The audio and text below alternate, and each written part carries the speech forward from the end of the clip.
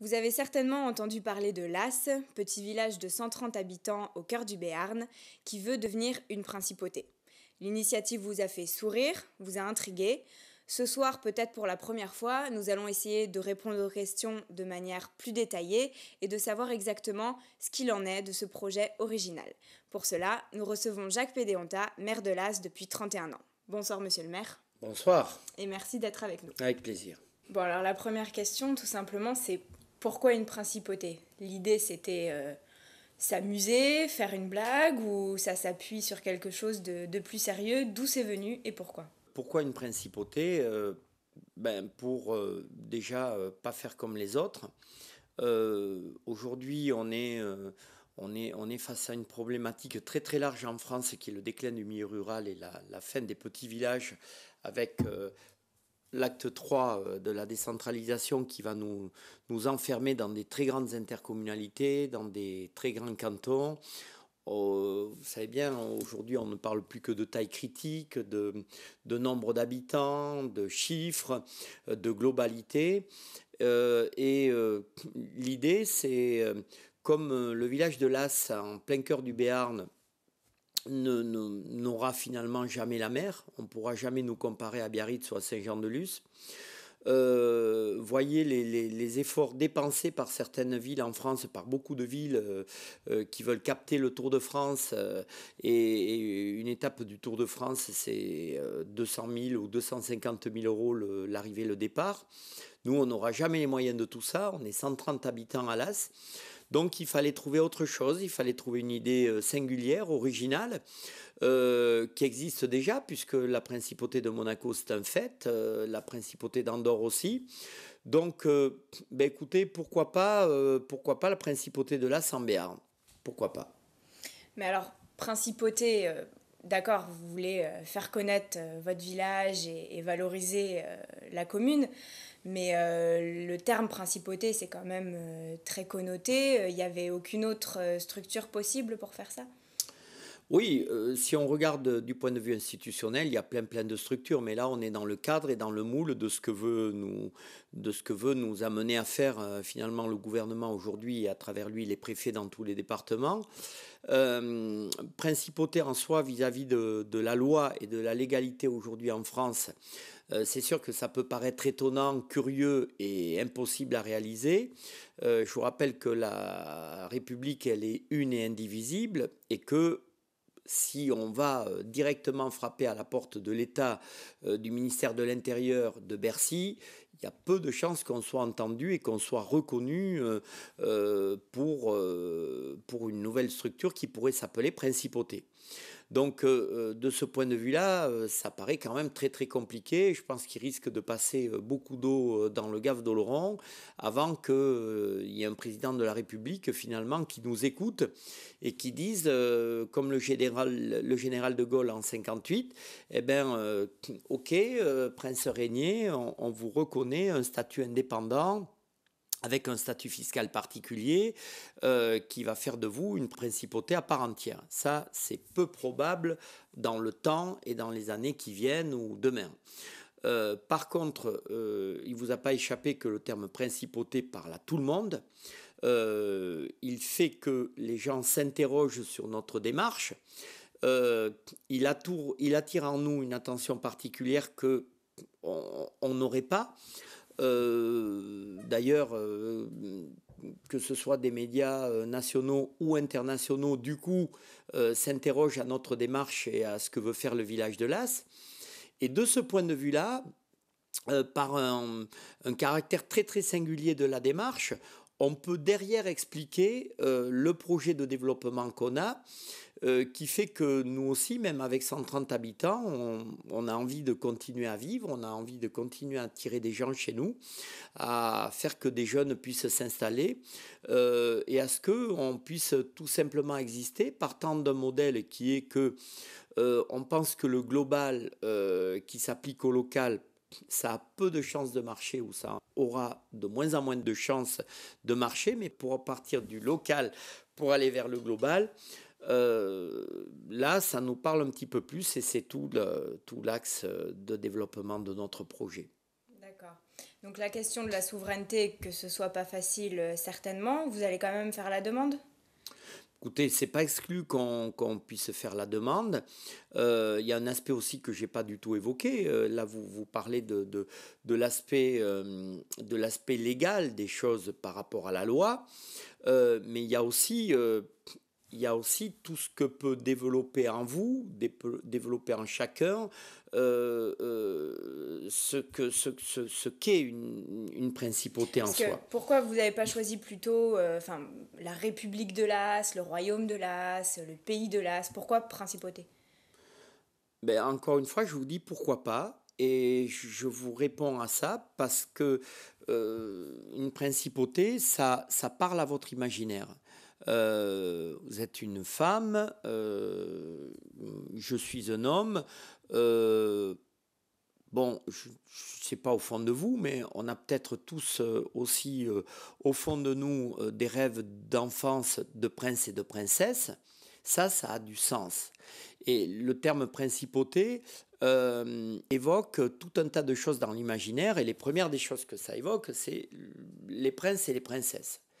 Et puis la deuxième des choses derrière, c'est, euh, bon, il ne vous a pas échappé non plus qu'on paie beaucoup d'impôts aujourd'hui. La République nous fait payer beaucoup d'impôts, de plus en plus d'impôts, de plus en plus de taxes, de plus en plus de normes.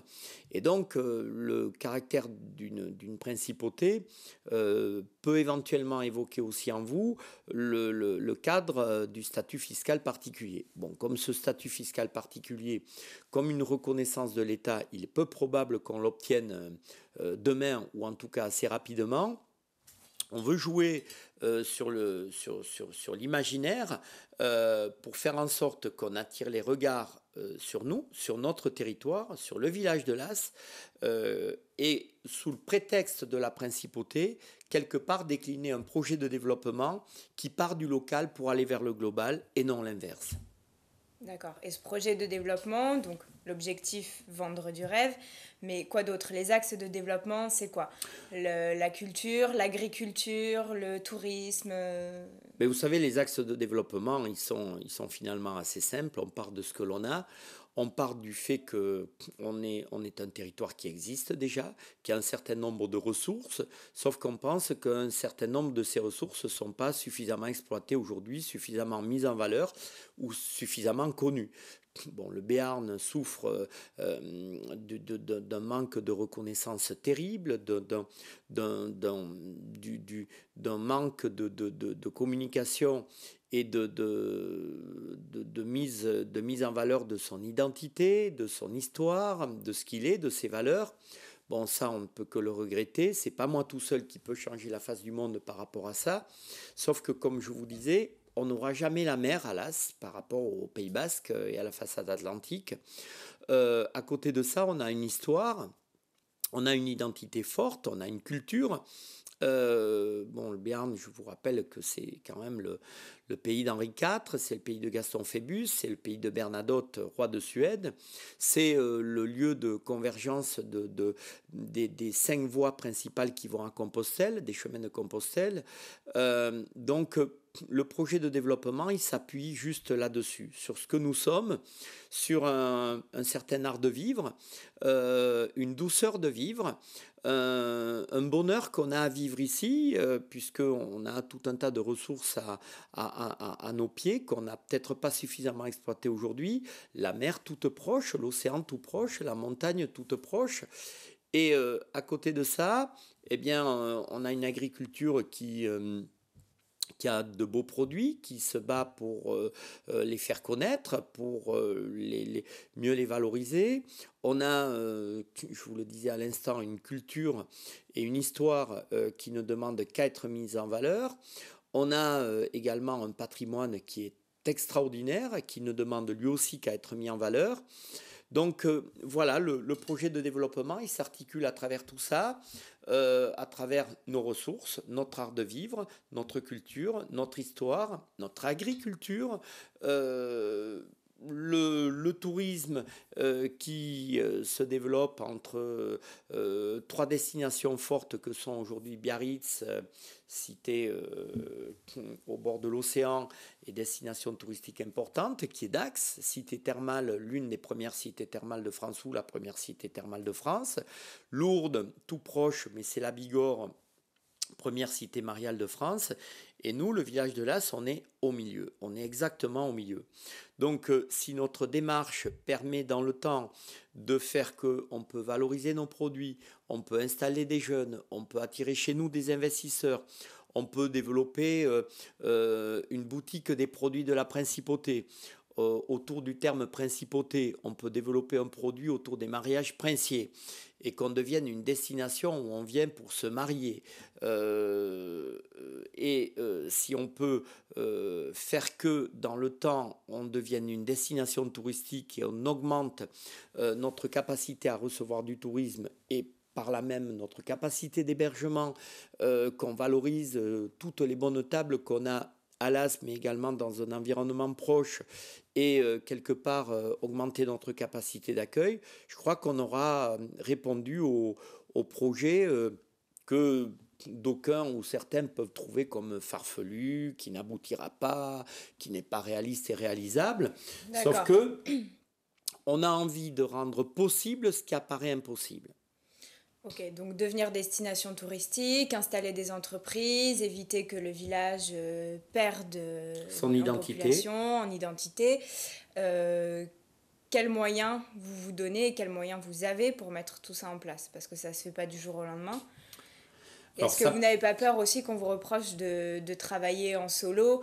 Parce que c'est quand même quelque chose qui pourrait être le fait de tout un département. Là, vous la jouez sur la carte communale.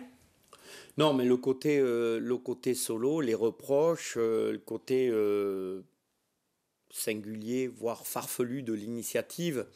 Bon, vous savez, c'est pas, j'en suis plus à ça. J'entends, mais à ceux qui nous font des reproches ou qui rient en coin, moi je leur pose la question. Qu'est-ce qu'ils ont d'autre à proposer aujourd'hui? Qu'est-ce qu'ils proposent d'autre? On est dans un certain fatalisme et dans un certain désarroi et dans une certaine résignation. Et alors quoi? Il faut laisser tomber. Il faut sacrifier l'histoire de nos ancêtres qui se sont battus pour que le peu qui nous reste tienne encore debout. Non, moi je crois qu'on a aujourd'hui encore plein d'atouts. Mais ces atouts, il ne tient qu'à nous de les valoriser, de les mettre en valeur. Moi, écoutez, j'entends pas changer la face du monde, pas même changer la face du Béarn avec cette initiative. Mais si déjà on peut exister, continuer à se développer, attirer à nous un petit peu de lumière et d'intérêt des médias qui souvent ne parlent que du milieu rural ou de la campagne avec une certaine condescendance parce qu'aujourd'hui les 20 métropoles de France tirent la croissance française. Encore une fois, si on n'est pas une communauté de communes de 20 000 habitants, on n'existe pas. Et au nom de quoi un village de 130 habitants ne pourrait pas porter son propre projet de développement? Où est le problème? Donc finalement, vous proposez une expérimentation, une alternative.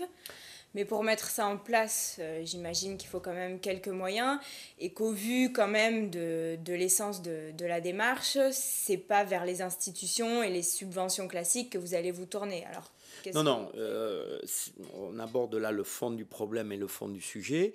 Tout ça, c'est bien beau, mais comment on va le financer? Comment on va pouvoir passer finalement de quelque chose qui peut être un beau rêve à une réalité? On n'est pas dans l'attente que les subventions et aujourd'hui l'État-providence ou l'Europe-providence règlent tous nos problèmes. On est dans le débat de prendre notre destin en main et de faire en sorte que les subventions et le système social dans lequel on nous a enfermés, on puisse s'en dégager en trouvant d'autres ressources, d'autres moyens. Vous le disiez, un système alternatif, un système expérimental que d'autres ont fait, hein, par ailleurs. Parce que à l'échelle du monde, il y a d'autres exemples.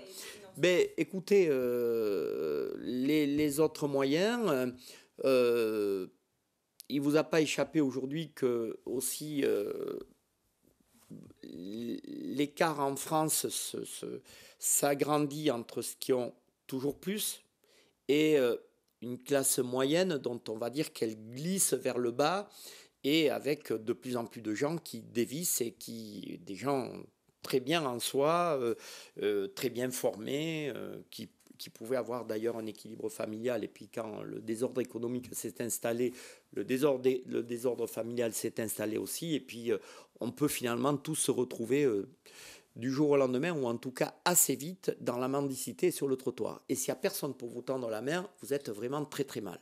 Sauf que dans ce monde que je vous décris, à l'échelle de la France, de l'Europe, à l'échelle du monde, il n'y a aussi jamais eu autant d'argent.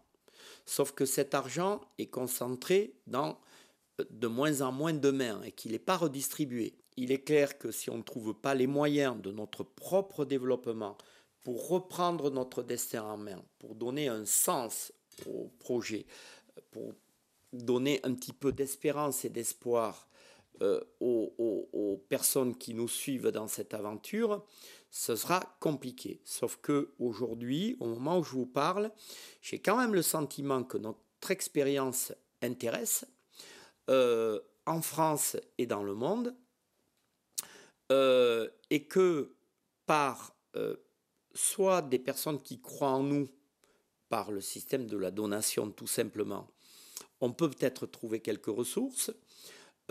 Aujourd'hui, les plateformes participatives via Internet et ce qu'on appelle le crowdfunding nous permettent d'espérer que des projets qu'on mettrait en ligne trouveraient leur propre financement participatif pour nous aider à nous développer. Et puis, je pense que tout ce qui touche aujourd'hui au placement des capitaux financiers pourrait peut-être être détourné pour certains qui parlent d'éthique, de développement solidaire, de développement alternatif. On pourrait peut-être capter une partie de ces financements autour de projets qui parlent de l'art de vivre, du bien-être, du bonheur. Alors, on s'installe dans ce qu'on pourrait appeler un cercle vertueux qui nous permet de redémarrer et d'avoir une alternative de projet crédible à l'échelle d'un village comme Las. Et c'est en ce sens que je vous disais repartir du local pour aller vers le global, parce que je ne crois plus aujourd'hui que le système de la même règle pour tous, à l'échelle de la France, à l'échelle d'Europe ou à l'échelle de la planète, puisse s'appliquer dans des petits endroits comme ici. Mais vous pouvez aussi retrouver la même chose en ville dans la politique des quartiers. Finalement, il n'y a pas beaucoup de différence. Vous présentez le projet de principauté de Las comme un projet solidaire, finalement. Du coup, j'imagine que c'est un projet qui se veut aussi rassembleur, qui veut fédérer les acteurs du territoire. Comment vous comptez vous y prendre pour convaincre les gens de vous suivre, pour leur faire dépasser le stade de la plaisanterie? Ben écoutez, vous savez, il n'y a pas 36 manières pour convaincre. Hein. Bon, on parlait tout à l'heure de ceux qui peuvent sourire de notre démarche ou qui n'y croient pas, tout simplement. Et encore une fois, moi je leur pose la question, mais eux, qu'est-ce qu'ils proposent? Premier point. Bon, le deuxième point, vous savez, moi, j'ai mené un certain nombre d'aventures et de projets. Ben, toute nouveauté dérange, hein, tout simplement. Donc, je peux vous dire que quand on a parlé de l'installation d'une manufacture de cigares à Navarinx et qu'on a dit qu'on allait faire des cigares avec du tabac béarnais, sur 1000, s'il y en avait un qui nous croyait, c'était déjà magnifique. Ben, aujourd'hui, il y a des cigares du Béarn. Et vous pensez que n'importe qui peut se reconnaître et jouer un rôle dans cette histoire de principauté? Écoutez, tous qui s'y reconnaissent et qui veulent donner un coup de main sont les bienvenus. Les autres, on les convaincra par les actes. Les actes, c'est faire nos preuves. Mais pour faire nos preuves, il faut qu'on trouve les moyens pour rendre ce projet crédible. Parce qu'on en revient quand même toujours au même, au nerf de la guerre. On n'a pas besoin de gros moyens au départ, Mais si on trouve quelques personnes qui nous font confiance et qui nous disent, écoutez, on vous met quelques milliers d'euros sur la table pour que vous fassiez la preuve que vos projets sont viables, que vous pouvez les développer, qu'ils vont intéresser des jeunes et qu'ils vont apporter un petit peu de bien-être et de développement à votre territoire, et en l'occurrence au village de Las, alors là, ce sera gagné. Et je pense qu'on pourra fédérer autour de nous, y compris, pourquoi pas, des villages voisins qu'on peut embarquer dans une telle démarche. D'accord. Bon, peut-être dernière question. J'ai entendu dire que vous vouliez mettre des douanes à l'entrée du village avec des barrières. Bon, dans une phase où on est plutôt tourné vers la mondialisation, l'ouverture des frontières, est-ce que c'est pas un peu brutal? Symboliquement, est-ce que ça va pas un peu à l'encontre de cette idée de partage, de solidarité, de notoriété du territoire? C'est clair que ça peut surprendre, sauf que je vous rappelle que nous faisons une principauté. Et on fait Oui, pas. non, mais que vous on- ayez un blason, un drapeau, ça va dans le Ah, mais folklore, c'est mais important. c'est quand même, C'est pas c'est du quand même, folklore, c'est de la en réalité, c'est de termes la mise. d'actes, un petit peu moins violent que de poser des barrières. C'est de la mise en avant de notre identité. On est dans un habillage de projet souriant et qui développe un certain nombre de choses dans l'imaginaire. Donc il faut qu'on pousse ce projet jusqu'au bout. Et comme vous l'avez dit, une principauté se doit d'avoir son drapeau, son écusson, son blason, son logo, et du coup des barrières douanières, parce que c'est tout ce qui fait notre identité en même temps. Et je vous rappelle qu'on accorde énormément d'importance à notre identité, à notre histoire. Mais quand je vous parle d'identité et d'histoire, je ne vous parle pas d'identitaire, de repli sur soi, de valeurs rétrogrades, de communautarisme. C'est l'inverse de tout ça, parce que, comme vous le savez, on est en train aussi de monter un réseau d'ambassadeurs. On en est aujourd'hui à une vingtaine d'ambassadeurs pour une quinzaine de pays à travers le monde. Et on fait ça partant de Las, partant d'un village de 130 habitants. Donc en plus des barrières douanières et des douanes, il y aura aussi le réseau des ambassadeurs mondiaux. Parce qu'on se veut, petit village certes, du local vers le global, mais on se veut citoyen du monde et ouvert aux autres. Et les barrières douanières pour lesquelles vous m'interrogez, que ce soit la cabane des douaniers ou les barrières douanières, ont leur importance parce que on vous parle de commerce international, d'ouverture des frontières, plus de frontières, globalisation, mondialisation. Très bien. Je ne vous dis pas en même temps qu'on veut sortir de l'espace Schengen. Ce serait un peu compliqué, je crois.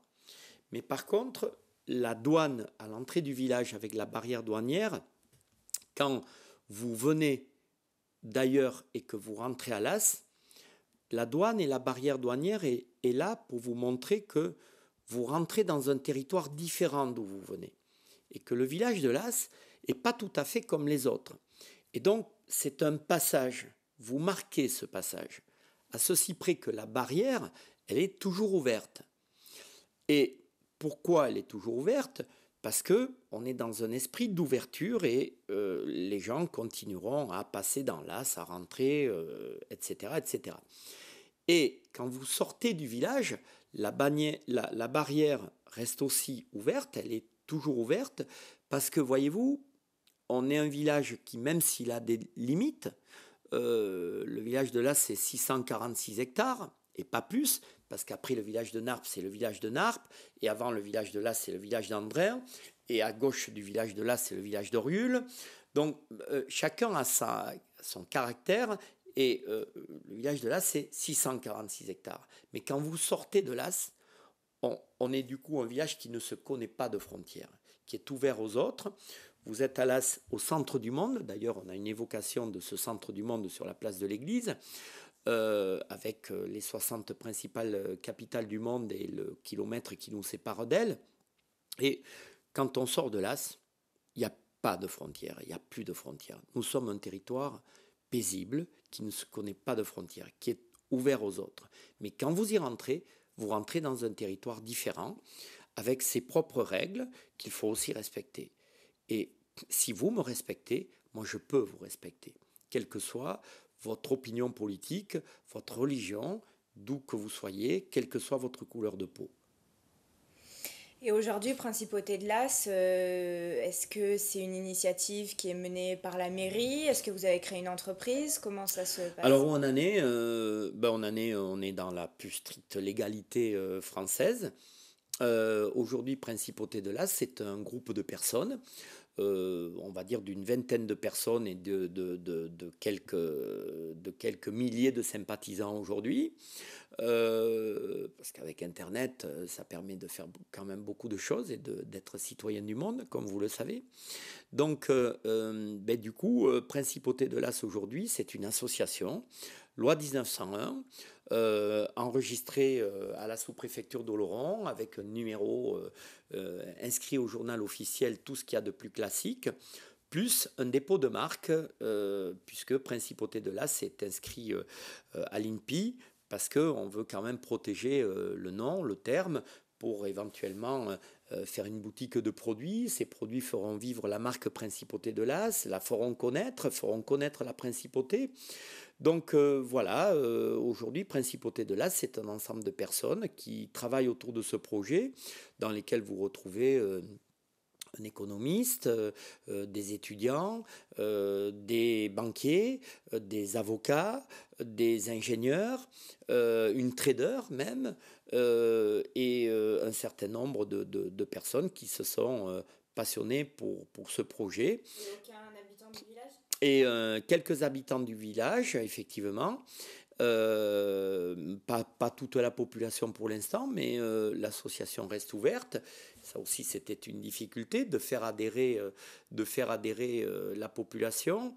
Écoutez, pour l'instant, le conseil municipal est bien informé et plutôt positif par rapport à la démarche. Les acteurs économiques du village également. Après, bon, on peut pas faire l'unanimité et convaincre tout le monde, mais dans le fonctionnement de l'association et dans le fonctionnement de la principauté, il faut vous dire aussi qu'on a une constitution, qu'on a réécrit une constitution, que cette constitution finalement règle le fonctionnement de la principauté, qui se veut être une monarchie constitutionnelle, donc respectueuse de la Constitution, avec un roi, une reine, deux coprinces et un gouvernement qui ressemblera trait pour trait au conseil municipal, avec un Premier ministre qui sera le maire transformé en Premier ministre. Quel conseil vous donnez à quelqu'un qui aurait envie de devenir prince ou princesse? Premier conseil, c'est de nous appeler très très vite. C'est d'être plutôt tranquille avec lui-même et plutôt paisible.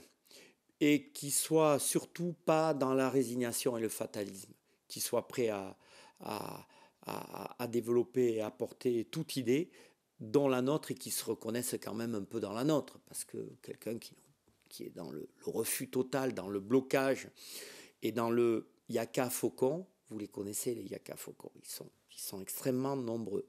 Yaka faucon, ouais, très bien. Bon, et en dehors de ça, qu'est-ce qu'on peut faire pour que ça aille mieux? Comprenez, là, les réponses, il y en a quand même beaucoup moins. Vous menez un combat pacifiste? Ouais, un combat complètement pacifiste. C'est quoi votre devise? Notre devise, c'est la devise qui est dans notre mairie, ou vous voulez parler de quoi? La vôtre? La mienne à moi, c'est de... J'en ai deux, mais bon, enfin, on va dire qu'il pourrait y avoir en tout cas deux phrases qui pourraient résumer un petit peu la globalité de ce qu'on vient de se dire. La première, c'est de faire les choses très très sérieusement sans se prendre au sérieux. Ça pourrait assez bien résumer le projet de développement et le caractère singulier et souriant de la principauté.